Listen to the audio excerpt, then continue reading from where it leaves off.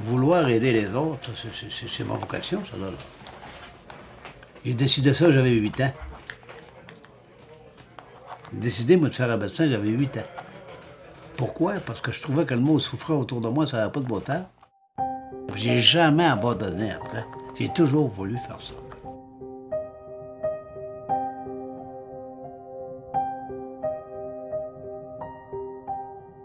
Mon alcoolisme s'est découvert avec les conséquences que vous connaissez de souffrance de toutes sortes de façons, qu'à un moment donné, j'ai eu un choix. Tu crèves ou ben tu t'occupes de toi.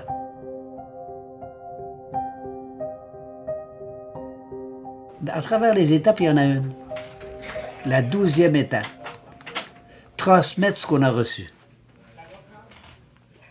C'est ce qui explique la vie là. J'ai devenu ça, moi. Puis pour remercier, pour rendre à la société ce qu'elle m'a donné, à quelque part, je me suis dit, je vais lui rendre l'appareil, puis je vais fonder une maison. Parce qu'on s'occupait des démunis, hein.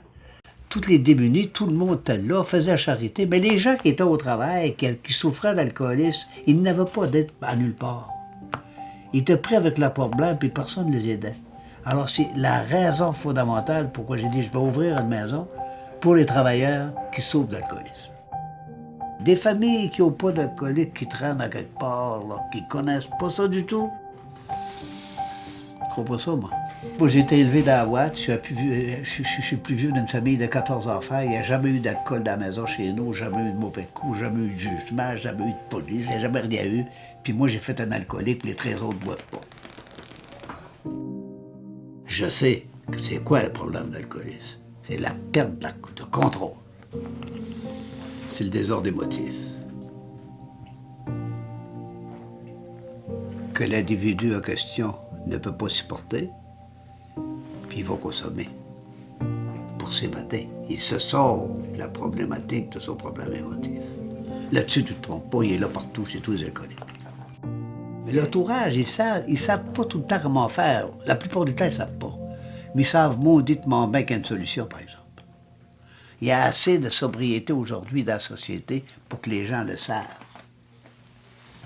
Ils le savent. C'est la générosité qui fait la valeur d'une maison comme la nôtre. Je vais vous donner un exemple de ça. Tout ce que vous voyez ici, là, tout ce que vous voyez, là, puis les bâtisses, puis les terrains, puis tout ça, ça a tout été bâti avec des dons. Faut qu'être là. On n'a pas d'aide gouvernementale, nous autres. On est seul au Québec qui n'a pas d'aide gouvernementale. Les gens qui ont bonne foi qui viennent nous aider.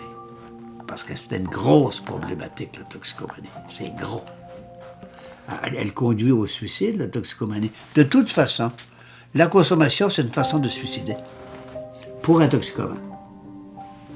Il y en a un qui est plus court, d'autres plus long, des histoires. Mais c'est un suicide en évolution.